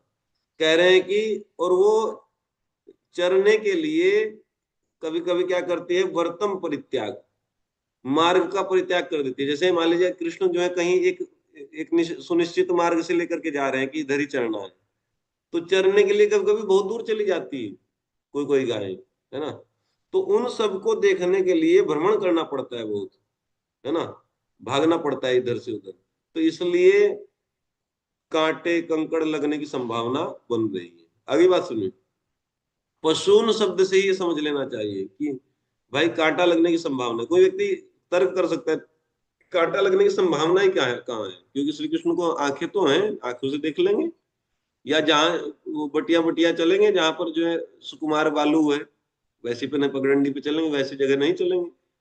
तो कह रहे पशून शब्द से समझ लेना चाहिए, ऐसी आशंका नहीं करनी चाहिए, क्योंकि पशु का मतलब है एक तो अनंत है, पशून मतलब बहुवचन है, अनंत है। दूसरा विविध स्वभाव के हैं, किसी को जो झगड़ा छुड़ाने के लिए कोई उधर भाग गया, कोई इधर भाग गया, है ना, चारण के लिए, है ना, चरने के लिए जो है वो मुख्य मार्ग का परित्याग करके कोई कोई जो है सरोवर की तरफ निकल गया, कोई घोर जंगल में चला गया, तो भागना पड़ता है, जंगल से उसको लाना पड़ेगा घेर करके। तो इसलिए संभावना बनती है। बोलो समझ में आ गया है। एक और बात पशु से, एक और बात, पशु में बुद्धि नहीं होती है, निर्बुद्धित्वेना ते त्वत्पादाब्ज दुर्गम पथे अपि बत भ्रमंती इति श्लेषेण सूचित। पशु है ना, पशु थोड़ा ही ना विचार करता है कि श्री कृष्ण को चरण में जो है कष्ट होगा, है ना। ऐसा विचार किया जा रहा है ऐसे, है ना, गलत भाव मत रख लेना गाय के प्रति भगवान की। हाँ, तो समझिए ना, भगवान की गाय भगवान का बहुत ध्यान रखती है, इतना बढ़िया मुहिम कर देती है रास्ते को कि श्री कृष्ण पीछे पीछे आ रहे हैं तो उनको कोई कष्ट ना हो, है ना, कंकड़ पत्थर फोड़ फोड़ फाड़ देती है पहले ही जिधर से चलती है ना, वो बहुत ध्यान रखती है। तो ये तो अलग अलग जो है बताए जा रहे हैं इस तरीके से, है ना, भाव कि ऐसा मन में आ सकता है किसी व्यक्ति के कि भाई देखो पशु है, पशु में तो बुद्धि होती नहीं है, निर्बुद्धित्व ना, श्री कृष्ण के चरण कमल को कष्ट होगा कि नहीं होगा, दुर्गम पथ से नहीं जाना चाहिए, तो ऐसा तो विचार करती नहीं। समझ गए ना, ठीक है। देखो जो बुद्धिमान व्यक्ति होता है जानता है ऐसे, जैसे मैं आपको उदाहरण बताता हूँ।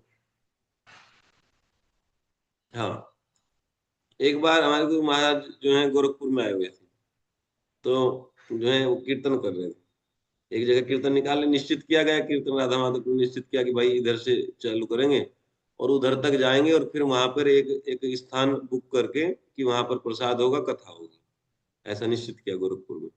लगभग 2 किलोमीटर का हमको लगता है रास्ता होगा, दो न का नहीं, एक डेढ़ का ही, 1 किलोमीटर का शायद, है ना, याद है सूर्य प्रभु आपको, उधर जो है मेडिकल रोड पे, है ना, मेडिकल कॉलेज रोड बोलते हैं ना उसको। हाँ, तो वहीं से स्टार्ट किए थे। मुझको लगता है कि वो जो गीता वाटिका के पास में जो चौक है, असुरन चौराहा, है ना, असुरन चौराहे से स्टार्ट किए थे और आगे तक था, ऐसा कुछ था। नहीं, असुरन चौराहे नहीं, आगे से शायद दूरदर्शन कॉलोनी से, है ना। आवाज नहीं आ रहा है आपको। दूरदर्शन की जो कॉलोनी है ना, वहां से स्टार्ट किए थे और आगे तक जाना था एक स्थान पे, वहां पे एक वो सब पता नहीं एक स्थान सा था, उसमें बुक कर रखा था कि उसमें जो है महाराज क्लास देंगे, फिर वहीं पे प्रसाद था, मंदिर से प्रसाद बन के गया। दो भगत पहुंच गए वहां, है ना, ठीक है, कीर्तन चल रहा था खूब जो है बन बना के, दो भगत पहुंच गए, तो जो है पति पत्नी बोले प्रभु जी महाराज को हमारे घर लेके चलो, ऐसे अचानक से। तो मैंने कहा कि उनसे पूछो राधा माधव से, वो है नेता। तो राधा माधव के पास गए तो खड़का दिए कि तुम जो है कि गुरुदेव को ऐसे परेशान कर रहे हो बीच आकर के, कि नहीं प्रभु जी, नहीं प्रभु जी, बस बस 1 सेकंड के लिए हमारे घर पे चरण कमल पड़ जाएंगे महाराज के, ये वो। तो बोले कि तुमको पहले बताना चाहिए था, है ना, तुम उन्होंने हड़का दिए, फिर मेरे पास आए दोनों के दोनों, प्रभु जी आप जो है महाराज कह दे। मैंने कहा देखो महाराज जाने वाले हैं और वो ले जाने वाला है, जो जो जो पीछे नाच रहा है। मैं कहा दोनों से बात कर, मैं ना जाने वाला हूँ ना ले जाने वाला हूँ, मैं तो गरीब आदमी, मेरी कौन सुन रहा है। तो अब जो है महाराज से बोलने की हिम्मत पड़े, क्योंकि वो हिंदी भाषी महाराज है, महाराज को हिंदी का शब्द नहीं आता, उनको अंग्रेजी का नहीं आता। तो वार्ता कैसे हो। अब वो जा करके फिर जो राधा माधव के पास गए, तो राधा माधव ने उनको समझाए, तो तीसरी बार जब गए तो उनको हड़का दिए, जाओ यहाँ से, दिमाग खराब कर। कह रहे कि हमको नहीं पता है। तो वो फिर मेरे पास आए, और महाराज देखे, महाराज तो समझ रहे थे है ना कि मामला क्या है, महाराज देखते रहते, समझ जाते देख रहे, भले भाषा समझ में ना आए तो जान जान जाते हैं। तो महाराज मेरी तरफ को देखे। तो अब जो है मैं एक भक्त को बोला, मैंने कहा अरे ले चलो यार जो है बेचारे तो कह रहे, बिल्कुल लौट गए जमीन पे वहीं पे, हम दोनों के दोनों, नहीं महाराज नहीं महाराज, चरण पकड़ लिए महाराज के दोनों ने, पति पत्नी। अब पता है कह रहे कि यहीं पे है। तो महाराज पूछे कि हाउ फार इट इज, ऐसे महाराज पूछे। तो अब वो बोले कि महाराज यहीं पे है। अब गए तो हम भी थे घर पे, अंदाजा था नहीं कितनी दूर है, क्योंकि एक आध बार में तो अंदाजा होता नहीं, ऐसा लगता है कि हाँ यही था। तो बोले यहीं पे है ना, बस 2 मिनट लगेगा, 2 मिनट बोले। तो मैंने भी बोल दिया महाराज 2 मिनट लगेगा है ना, मेरे दिन खराब थे है ना उनकी बात में आकर के मैंने बोल दिया महाराज 2 मिनट लगेगा, 2 minute, it will take only 2 minutes. मैं बोला ओके लेट्स गो। जब इतना जो है आग्रह कर रहे हैं, चले भाई है ना, हमको लगता है 2 ही किलोमीटर होगा है ना है ना, 1.5 से 2 किलोमीटर होगा, 2 मिनट बता रहे थे वो बुढ़े बुढ़िया है ना। 2 किलोमीटर तक महाराज को पैदल घसीट के ले गए, वो सोचिए है ना, कीर्तन करते रहे, थक गए कीर्तन करने वाले भी है ना, 1.5 2 किलोमीटर ले गए आगे। समझे ना, वो रचित हॉस्पिटल है उससे भी आगे है ना उनका वो है घर, वहां लेके गए। और कोई व्यवस्था नहीं है है ना, एक लड्डू का डिब्बा ला रखा है हलवाई के यहाँ से, और साथ में जाते हुए ही लिया था, और 2 नारियल बस है ना।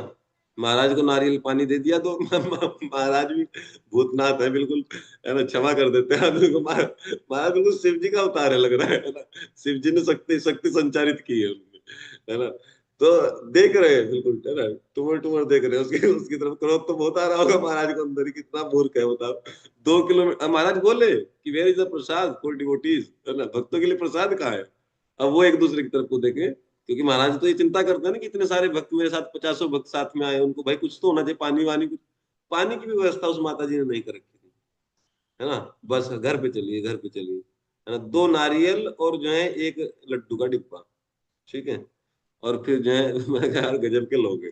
फिर महाराज ने अपना वो प्रोग्राम कैंसिल कर दिया, जो होटल बुक कर रखा था वो प्रोग्राम कैंसिल हो गया, और महाराज वहीं से अपना गाड़ी में बैठ करके घर, क्योंकि महाराज को अपने विग्रह चलाने थे। देखो ये समझना चाहिए, तो बुद्धिमान व्यक्ति से अपेक्षा नहीं की जाती कि दूसरे को कष्ट में डाले है ना। तो यहाँ पे पशु है ना, पशून, पशून मतलब उसमें इतना विवेक नहीं होता है कि श्री कृष्ण को कहाँ जाने में कष्ट होगा। तो जहां तो उनका मन करता है वहां चलते हैं है ना, कष्ट हो उसको क्या मतलब है ना, ये पशु बुद्धि है। पशु बुद्धि ऐसी होती है ना, लेकिन जिसमें मनुष्य बुद्धि होती है, जो बुद्धिमान व्यक्ति हो तो जानता है कि हमारे इस कार्य से जो है हमारे पीछे चलने वाले व्यक्ति को कष्ट होगा। ठीक है, आ रही बात सुनने कुछ? ठीक है ना, तो ये चीज समझना चाहिए ऐसा, ठीक है ना।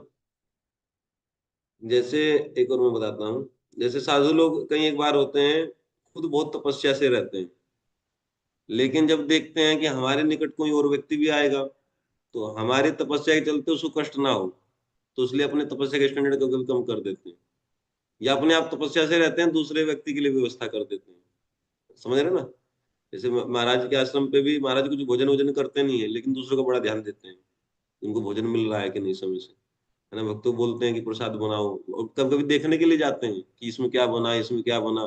कभी खाए नहीं है पिछले 30 साल से, है ना, चावल दाल कभी खाए नहीं है पिछले 30 साल से, है ना, रोटी खाए नहीं महाराज। और बहुत ध्यान से देखते हैं है ना, रोटियों को उठा करके देखते हैं कि गर्म है कि नहीं, है ना, सॉफ्ट है कि नहीं। जब कोरोना में हम लोग फंसे हुए थे 6 7 महीने, महाराज रसोई में आकर के देखते थे, मैं बनाता था भोजन, 2 3 लोग मिल करके, तो जो है आकर के देखते थे कि चावल कैसा है, ये गर्म है, इसको ढकना चाहिए है ना, इस तरीके से दाल जो है गाढ़ी है, इसको पतली करनी चाहिए। तो ये इस तरीके से देखते हैं, क्योंकि इसमें क्या है ना, ये बुद्धिमान व्यक्ति का लक्षण होता है। अरे भाई हम ही तो तपस्वी हैं, बाकी लोग तपस्वी थोड़ा ना, जब 20 लोग यहाँ आए उनको तो भोजन चाहिए ना प्रॉपरली, तो उनकी व्यवस्था करते हैं। लेकिन जो पशु होता है उसमें ये बुद्धि नहीं होती। आगे बात सुनिए, पशु क्या है कि जहां उसका मन करेगा वहां चलेगा। अब पिछले वाले पीछे आने वाले को कितना ही कष्ट हो उसकी वो परवाह नहीं करता है। तो इसलिए पशुन शब्द से बात पता पड़ती है कि श्री कृष्ण को निश्चित ही कष्ट होता होगा चरण में। ठीक है, बोलो समझ में आ गई बात? हम्म, ठीक है। तो मैंने व्रजात शब्द पे कमेंट किया, मैंने नहीं किया, जीव गोस्वामी ने किया। और जो है दूसरा पशून शब्द पे, ठीक है। अच्छा, अब एक और बात, शिलम शब्द, जो शिल है ना, शिल शिल तृणांकुरे शिल, तो शिल जो शब्द है इस पे बोल रहे हैं कि शिल का अर्थ है पतित सश्रृंग वन्य धान्यादिकम। देखो कितने सुंदर शब्द हैं, सश्रृंग। श्रृंग मतलब सींग सहित, है ना। श्रृंग किसको कहते हैं? अनुवाद करने वालों ने लिखा है शिखर सहित। एक्चुअली श्रृंग का अर्थ जो है, शायद मुझको नहीं लगता है श्रृंग, श्रृंगेरी। श्रृंग का अर्थ क्या होता है? श्रृंगेरी, श्रृंगेरी ना, सींग होता है ना श्रृंग का अर्थ, है ना। सींग या शिखर की है, ठीक है, मतलब चोटी, है ना, चोटी, श्रृंग। तो सश्रृंग पतित सश्रृंग वन्य धान्यादिकम। वन में जो धान्य आदि, धान्य समझते हैं, धान, जैसे चावल का पौधा, गेहूं भी धान्य में आएगा, और औषधि इनको बोलते हैं जो नष्ट होने के बाद जो है अनाज देती है ना, मतलब फल देने के क्रम में नष्ट हो जाती है। जैसे गेहूं है, गेहूं कब मिलेगा? जब वो पौधा नष्ट होगा तब मिलता है ना। आम है, आम को औषधि नहीं कहा जाता, उसको वनस्पति कहा जाता है ना। आम, आम जो है औषधि नहीं है, क्योंकि आम का आप फल तोड़ लो, पेड़ तो एज इट इज बचा रहता है, अगले साल फिर देगा। लेकिन गेहूं चावल ये क्या है कि पौधा नष्ट होगा तब जाकर के फल देगा, तो इसको औषधि कहते हैं। ठीक है, तो ये वन धान्य है। गुरुजी कुंती महारानी की स्थिति में बताया था आपने आम वाला। हाँ भी बताया था मैंने। तो वन में जो धान्य है, मतलब जो गेहूं है या चावल है, तो उसका जो सश्रृंग पतित, वो जो है गिरा रहता है, कहीं कहीं पे टूटा रहता है, या काट करके किसी ने डाल रखा है। तो उसका जो ऊपर का हिस्सा होता है ना श्रृंग, जो सींग से निकले रहते हैं, उसमें से खोसड़े से निकलते रहते हैं, वो बहुत तेज चुभते हैं, समझे ना। वो बहुत तेज चुभते हैं, पैर वैर पे जो है कभी कभी छील देते हैं। ठीक है ना। तो शिल का अर्थ ये लिए हैं। ठीक है, तो मैंने तो ये बात आपको पहले बता ही रखी है। तो लेकिन एक नई बात है, कह रहे हैं कि हरिवंश पुराण में एक बात लिखी गई है। कहा गया है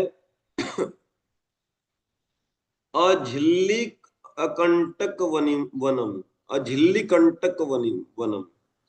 झिल्ली मतलब झाड़ झंकार, है ना, है ना, झुरमुट इत्यादि, है ना। झाड़ झंकार और कांटों से रहित वन है वृंदावन। ये हरिवंश पुराण में लिखा गया है। यानी कि वृंदावन में कांटे है ही नहीं। तो शिल का अर्थ कांटा नहीं लेना है, ठीक है। कुछ आचार्यों ने कांटा ले रखा है, लेकिन जीव गोस्वामी कह रहे हैं कि कांटा नहीं लिया जाएगा इसका अर्थ। शिल का अर्थ कांटा लिया गया है कहीं पे, है ना, कुछ आचार्यों ने लिया है। तो बोले कि नहीं नहीं, कांटा नहीं लेना है ना। अब इसमें ये नहीं समझना चाहिए कि आचार्य में झगड़ा है ना। मनोभाव है अपना अलग अलग, समझ रहे ना। वो वृंदावन ऐसा ही है ना, जिस कांटा देखना चाहेगा उसको कांटा दिख जाएगा, जिसको जो नहीं देखना चाहेगा उसको नहीं दिखेगा। अभी तो आप वृंदावन में जाओगे तो कांटे ही कांटे दिखते हैं, है ना। ये माया का प्रभाव है। वृंदावन जितना कांटा हमको तो लगता नहीं कि हमने कहीं देखा होगा जीवन में, है ना। ब्रज में इतने कांटे, कीकर के ही पेड़ हैं लगातार, बबूल के हर जगह, कोई ढंग का पेड़ मिलता ही नहीं, है ना। तो ये एक्चुअली क्यों है, इसको समझना चाहिए। जैसे जैसे कल बढ़ेगा ना, तो माया अपना प्रभाव ऐसे दिखाएगी, है ना। वहां पे अभी भी वही वृंदावन है जिसमें कांटा कंकड़ नहीं है, वही 84 कोस का वृंदावन आज भी ऐसा ही है। और नित्य वहां पे प्रिया प्रियतम का लीला विहार चलता रहता है ना। सारे परिकरों सहित भगवान वहां पर हैं आज भी, और वो सारी लीलाएं निरंतर चल रही हैं। सनातन गोस्वामी कहते हैं किसी किसी सौभाग्यवान व्यक्ति को आज भी दिखाई देती है ना। सनातन गोस्वामी लिखते हैं कुछ सौभाग्यवान लोग हैं, सनातन गोस्वामी को रमण रेती में कृष्ण बलराम जो कुछ लड़ते हुए दिखाई दिए थे, स्पष्ट बिल्कुल, समझ रहे ना, ऐसा। तो इसलिए सनातन गोस्वामी लिखते हैं कि आज भी कोई कोई सौभाग्य वाला भगवान की कृपा का पात्र जो है व्यक्ति आज भी देख लेता है, और वास्तव में आज भी देखते हैं, है ना। कई एक लोग हैं ऐसे जो बताते हैं कि हमने देखा है भगवान को, समझ रहे ना। एक दिन एक वहां पे हम जावट में गए हुए थे, राधा रानी का ससुराल है। हम पूछे वहां से रहने वाले, मैंने कहा बाबा आपने राधा रानी को देखा है? हमने सुना है कि राधा रानी यहाँ पे आती है डेली, देखा है? तो मतलब उनका जो बात करने उत्तर था, वो जो तरीका, वो शब्दों में नहीं, आंखों से बिल्कुल आंसू बहने लगे उस बाबा के। बूढ़ा था बिल्कुल। बोला कि जाने कितनी बार, ऐसे, है ना, ऐसे करके बिल्कुल गला अवरुद्ध हो गया, आंखों से अश्रु टप टप जो चुने लगे। बस इतना ही पूछा था, मैं वैसे ही पूछ लिया मजे में, मैं तो पूछता ही रहता, मैं ही डर गया। उनका क्या हो गया भाई बाबा को, इसको। बिल्कुल बूढ़ा व्यक्ति था, चेयर पे बैठा था, जावट मंदिर में ही, पता नहीं अब तो शायद निधन हो गया है उनका। कई साल पहले की बात है, 6-7 साल पहले। तो बाबा आपने राधा रानी को देखा है? राधा रानी आती है यहाँ? वो घर है राधा रानी का, अभिमन्यु का। तो बिल्कुल रोमांच हो गया शरीर में और आंखों से टप टप आंसू बहने लगे उनको। तो ना जाने कितनी बार, है ना, ऐसे बोले। और फिर बोले कि हाँ, वो बताए कि अगर कृष्ण का और राधा रानी के चरण की जो नुपुर है ना, उसका शब्द सुन लिए, बोले लाला इस संसार का कोई शब्द सुनना अच्छा नहीं लगता है। ऐसा कहकर रोने लगे। कहने के अगर एक बार सुन लिए ना राधा रानी के जो है नुपुर नुपुर की ध्वनि कान में पड़ गई, इस संसार की कोई भी ध्वनि अच्छी नहीं लगती है। फिर काटने को दौड़ते हैं इस संसार के शब्द। ऐसा लगता है कि कान में डंठल लगा करके बैठा रहे, बस उसी को सोचता रहे कि ऐसी ध्वनि है उसमें। तो वास्तव में उनको अनुभव हुआ होगा या प्रत्यक्ष देख ही नहीं हो, क्या पता कभी, है ना। तो ऐसा आज भी होता है, किसी किसी सौभाग्य वाले को ऐसा दिखाई पड़ता है। समझ गया ना। ठीक है। तो जहां मैं रहता हूँ बरसाना में, उसके पीछे जो रास्ता है घर के, देखा है कच्चा रास्ता, बरसाने से नंदगांव का। एक दिन एक माता जी बोल रही थी वृंदावन चंद्र महाराज को, महाराज जो है जब कर रहे थे उधर, बहुत पहले की बात है, जब राधा गुरु महाराज रहते थे वहां, उसी रास्ते पे रहते थे महाराज आगे चल। तो बोले बाबा, वो एक प्लॉट में घूम रहे थे महाराज, बाबा ये प्लॉट लिया है दिखे तू?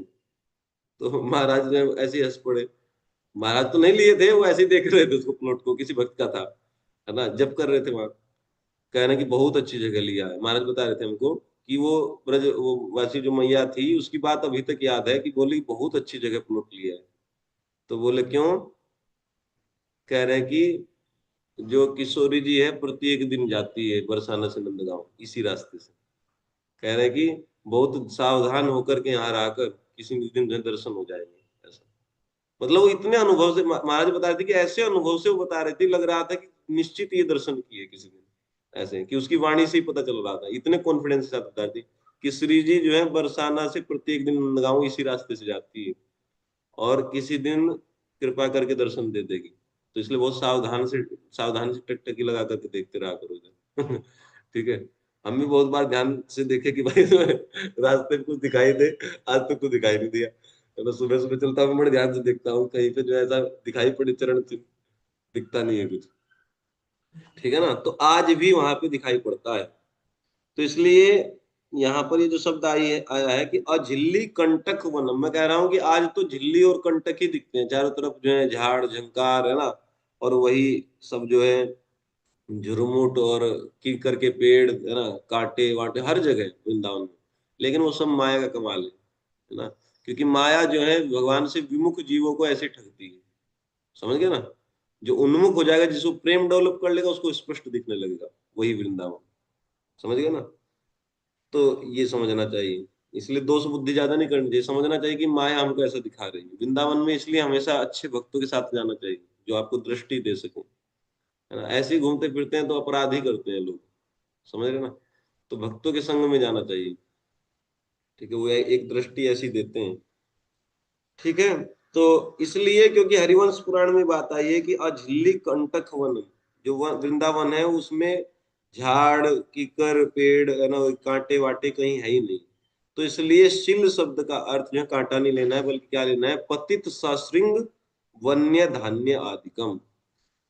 वन में जो धान इत्यादि होते हैं वो सशृंग जब गिर जाते हैं तो उसको शिल कहा गया, है ना, जो बालियां हैं गेहूं, उसको। ठीक है। आगे बात समझ। बस इतना ही रखो, बाकी जो है अपने से पढ़ लेना अगर पढ़ना होगा तो। नाथ और कांत शब्द पे बस थोड़ा सा और टिका कर देता हूँ, पढ़ना होगा तो पढ़ लेना इसे। नाथ, नाथ का अर्थ है ब्रजेश्वर, है ना, हे ब्रजेश्वर। मतलब भाव ये है कि राजा होकर के भी तुम्हारा ऐसे स्थान पे जाना उपयुक्त नहीं है। राजा है ना ब्रज के ईश्वर। नाथ का मतलब ले लो ब्रजेश्वर, और इसके पीछे भाव समझ लो कि हे ब्रजेश्वर, ब्रज के राजा होकर के आपका ऐसे स्थानों पे भ्रमण करना उचित नहीं है नंगे पैर। ठीक है, नाथ। ठीक। कांत, कांत के पीछे क्या था? तो कांत का अर्थ तो होता है प्रियतम, है ना। जैसे कोई जो है प्रिया अपने प्रियतम जो है को कांत शब्द से पुकारती है।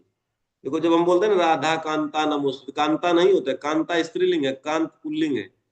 तप्त कांचन गौरांगी राधे वृंदावनेश्वरी वृषभानु सुते देवी प्रणमामि हरि। अच्छा वो हे कृष्ण करुणा सिंधु दीन बंधु जगतपते गोपेश गोपिका कांत। ठीक ठीक पढ़ना चाहिए है ना। देखो अगर ठीक से उच्चारण करते हैं ना तो थोड़ा सा भाव समझ में आता है। गोपेशा नहीं होता है। देखो जो अंग्रेजी भाषी हैं वो कैसे भी पढ़े उनकी सब माफ है ना, उनको भगवान का प्रेम मिल जाएगा कुछ भी पढ़े। लेकिन जो हिंदी जानते हैं उनको जानबूझ के नहीं बिगाड़ना चाहिए। मैं देखता हूँ कि यहाँ के कुशीनगर क्षेत्र के लोग हैं, गोरखपुर के गांव के अनपढ़ लोग बाहर नौकरी करने जाते हैं और वहां से आकर के क्या बताते हैं। एक दिन एक भक्त बोल रहा था, है ना, वहां बाहर मिडिल ईस्ट में जाते हैं ना वो सब नौकरी वोकरी करने के लिए। बोल रहा है प्रभु जी मृदंगा है मृदंगा। मैंने कहा, मृदंगा क्या होता है? मृदंगा मृदंग होता है ना, मृदंगा क्या होता है? अब देखो वो सब गलत ही सीखते हैं। अरे हिंदी भाषी को तो हिंदी ठीक से बोलनी चाहिए ना। मृदंगा है ना, निर्गा, राजा निर्गा, किंग निर्गा। निर्गा नहीं होता है महाराज नृग, समझ गए ना। वेणा, वेणा नहीं होता है वेण, महाराज वेण, समझ गए ना। इंदिरा, है ना, इंद्रा, इंद्र, इंद्र ना, इंद्रा नहीं होता है इंद्र, है ना, ऐसे बोलना चाहिए, है ना। देवराज इंद्र, समझ गए ना। चंद्रा, चंद्र, चंद्रा नहीं होता है, ठीक है ना। इंद्रा बताते हैं, इंद्र को बताइए। भाई वो त्रिलोकी के राजा है ना, सारे देवताओं के जो है मुकुटमणि। वो तो एक दो घटनाएं लिखी गई हैं उनसे गलतियां हो गई हैं, बस एक ही दो गलतियां हुई हैं ठीक है ना। आजकल भक्त लोग कुछ समझते हैं, इंद्र को तो ऐसा समझते हैं जैसे बिल्कुल है ना कल का ही पैदा हुआ बालक को कोई, है ना। देव, इसलिए थोड़ा समझ करके बोलना चाहिए, बहुत अपराध करते हैं लोग ऐसे। आप देखना राधा गोविंद महाराज कैसे बोलते हैं, भगवान इंद्र बोलते हैं ना, देवराज इंद्र भगवान सारे देवताओं में श्रेष्ठ हैं, ब्रह्मा जी और शिव जी को छोड़ करके, है ना। फिर जो है जो तीसरे नंबर का जो सबसे बड़े देवता है त्रिलोकी के, नीचे से ऊपर तक, है ना। ऊपर के लोग, नीचे के लोग और ये बीच का जो लोग, सबके जो है कंट्रोलर है, सभी देवताओं के नियामक है। यमराज के भी नियामक है इंद्र, है ना। वैसे तो यमराज की स्थिति बहुत ऊंची है लेकिन वो उनके अनुगत्य में रहते हैं, सूर्य देव भी, है ना, यमराज भी, सब लोग उनका जो है ये रूल्स फॉलो करते हैं। तो देवराज इंद्र की स्थिति बहुत ऊंची है, उनको इंदिरा पिंद्रा कह करके ऐसे नहीं बोलना चाहिए, है ना। इंद्र, है ना, देवराज इंद्र, भगवान इंद्र ऐसे, ठीक है। तो ऐसे ही उल्टा सुल्टा बोलते हैं लोग ठीक है। तो मैं क्यों बता रहा था, हाँ, मृदंगा, या क्यों बताया मैंने आपको, हाँ, कांत, गोपेशा, गोपिका कांता, राधा कांता नमस्तुते, ऐसे ऐसे पढ़ते हैं कि नहीं? आपने कितने लोग ऐसे पढ़ते थे पहले, या अभी भी पढ़ते हैं? कितने लोग, कितने लोग ऐसा पढ़े हैं इस श्लोक को? पढ़े नहीं है? झूठ बोल रहे हैं। हम तो खूब पढ़े हैं ऐसे ही गोपेशा, है ना, क्योंकि ऐसे ही पढ़ाया जाता था, गोपेशा गोपिका कांता राधा कांता नमस्तुते, सब लोग ऐसे ही पढ़ते हैं। झूठ बोल रहे हैं आप, अरे है ना। प्रभु जी, हिंदी में थोड़ी ना ऐसे होता है, हिंदी में ऐसे थोड़ी लिखते हैं। हाँ, लेकिन जो पढ़ाया हिंदी तो वाले। ऐसे ही जाता है ना अच्छा ठीक है, आप लोग जो है हिंदी से पढ़े होंगे, हम लोगों को वो अंग्रेजी भाषी भक्त लोग पढ़ाया करते थे। पता है हम लोग पहले ना प्रभुपाद जी से अंग्रेजी में प्रार्थना करते थे, प्रभुपाद जी की समाधि पे जाके इतने इतने पागल लोग हैं हिंदुस्तान में, ठीक है। अभी आप सोचो अंग्रेजी में प्रार्थना करने से कुछ जो है पता चलेगा? अभी भी मुंह से निकलती है, क्योंकि हम जो शुरुआत के 5 साल भक्ति में आने के बाद अंग्रेजी में प्रार्थना करते थे, राधा श्याम सुंदर के पास जाते थे, ओ लॉर्ड, है ना, please help me in my chanting, है ना, ऐसे ऐसे हम बोलते थे बैठ खड़े होकर के, जैसे वो क्रिश्चियन बोलते हैं। भारत का आदमी इतना बेवकूफ है, इतना कोई भी नहीं है संसार में ठीक है। अरे भाई अंग्रेजी की तो जो है मजबूरी है, वो मुसीबत आई है उस पे कि उसको अंग्रेजी आती, हिंदी आती नहीं उसको, है ना। हरे कृष्णा हिंदी प्रभु कितनी जी। अच्छी भाषा है। हाँ बिल्कुल। नकल करते हैं ना अंग्रेजों की, उन्हें लगता है हाँ अंग्रेजी नकल ठीक है, करते, हम सब गलत है। इसलिए हमको 5 साल तक भाव ही नहीं आया कुछ भगवान के प्रति, है ना। एक्चुअली प्रार्थना ऐसे नहीं करनी चाहिए। प्रार्थना देखो कैसे करनी चाहिए, आप भगवान के पास जाओ, है ना, पहले एक श्लोक को समझ लो, अष्ट शिक्षा अष्टक के श्लोक हैं, है ना, एक श्लोक को समझ लो, भगवान के सामने जाकर के बोलो, ना धनम ना जनम न सुंदरी कविताम वा जगदीश कामये मम जन्मनि जन्मनीश्वरे भवताद भक्तिर अहित की तवई। देखो पढ़ने से कितना आनंद आएगा, हिंदी भी बोलने की जरूरत नहीं, संस्कृत पढ़ने से कितना रस मिलेगा, है ना। कैसे कैसे सुंदर सुंदर जो श्लोक है ऐसे, है ना। ना कैसे है, नाम नामकारी बहुधा, लास्ट वाली लाइन कैसे है, निज सर्वशक्ति तत्रार्पिता नियमिता स्मरणे न काला, काला नहीं काला एतादृशी एतादृशी तव कृपा भगवन ममापि, ऐसी कृपा आपकी मेरे ऊपर प्रभु है ना। एतादृशी तव कृपा ममापि भगवन ममापि दुर्दैव। भगवन ममापि दुर्दैवम ईदृशम इह अजनी अनुरागा। और देखो मेरा दुर्दैव देखो कि ये ऐसे नाम में भी मेरा अनुराग उत्पन्न नहीं हो पाता। इस तरीके से प्रार्थना हिंदी में नहीं की जा सकती।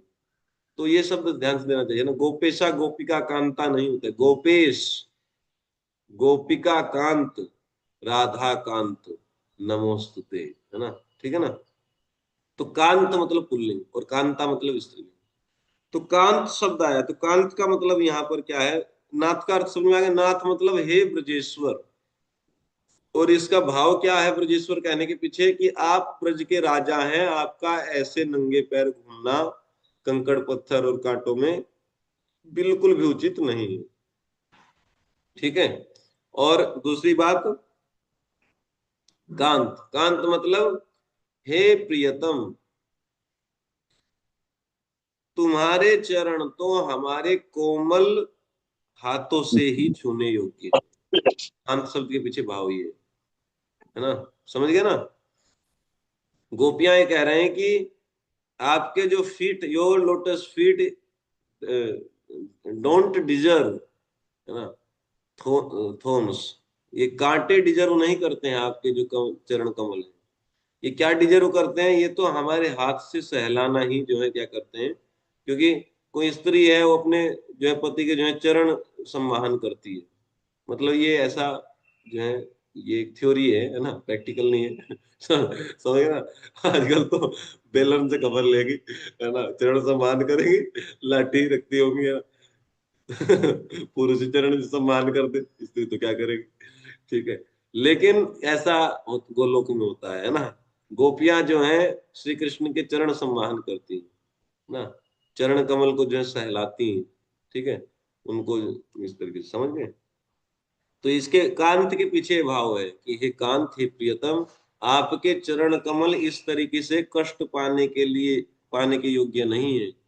ये तो हमारे कोमल कर कमलों से, हमारे कोमल हाथों से सहलाने के जो डिजर्व करते हैं। ठीक है। कांत के पीछे समझ गए ना, संबोधन के पीछे कुछ भाव छिपा होता है वक्ता का।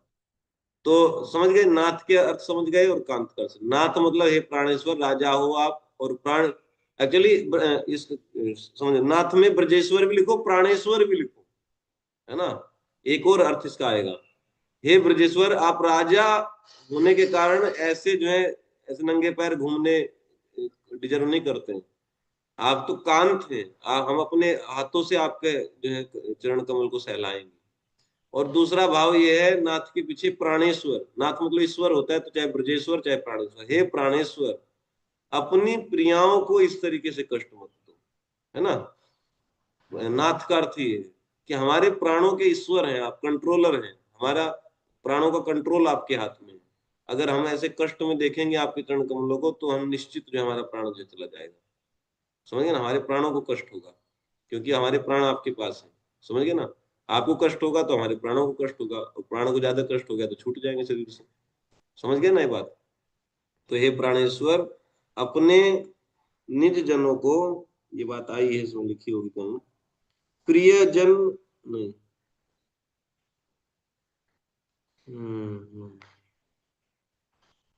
ठीक है कहीं होगा। हाँ, अपने प्रियजनों को कष्ट नहीं देना चाहिए, है ना? ये शब्द है। ठीक है। चलो, 11वां श्लोक हो गया, कल जो है 12वां श्लोक। 12, 13, 14 हो ही जाएगा अब धीरे धीरे। किसी का कोई प्रश्न है तो पूछो, या कोई सुझाव हो। हम्म, हम्म, हम्म। हरे कृष्णा प्रभु जी। हाँ जी। संस्कृत का थोड़ा बताइए प्रभु जी। संस्कृत को एक तो जो है वो प्रोनाउंसिएशन, और दूसरा समझना थोड़ा सा मुश्किल पड़ता है, इसको कैसे करा जाए।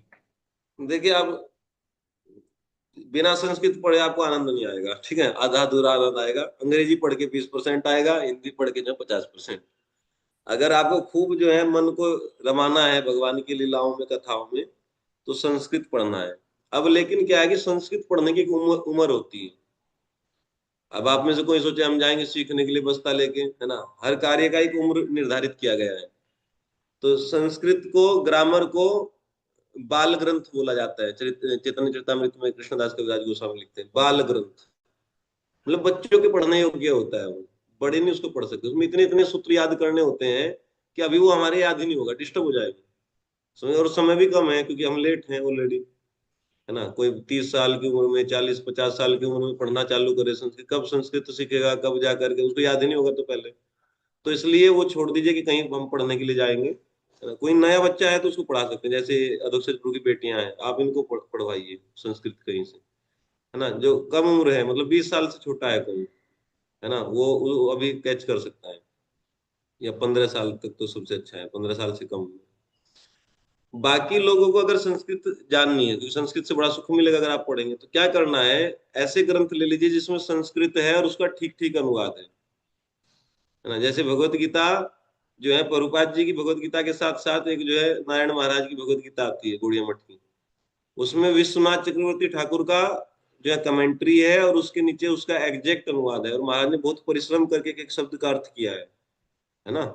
मतलब इतनी अच्छा अनुवाद है, जितने भी अनुवाद करता है आज तक मैंने देखे हैं, अभी तक जितने मैंने देखे हैं, ऐसा अनुवाद किसी का नहीं जैसा उनका। उन्होंने बहुत परिश्रम शायद किया है उसमें, है ना। वो स्पष्ट पता चलता है कि उन्होंने बहुत ही परिश्रम करके अनुवाद किया है। तो उससे विश्वनाथ होगा क्या, चक्रवर्ती ठाकुर की है प्रभु जी वो शायद। हाँ हाँ, उनकी अपनी भी कमेंट्री है, तो मैं ये नहीं कह रहा हूँ कि आप जो है उनकी कमेंट्री पढ़ो, पढ़ना है तो पढ़ लो, है ना।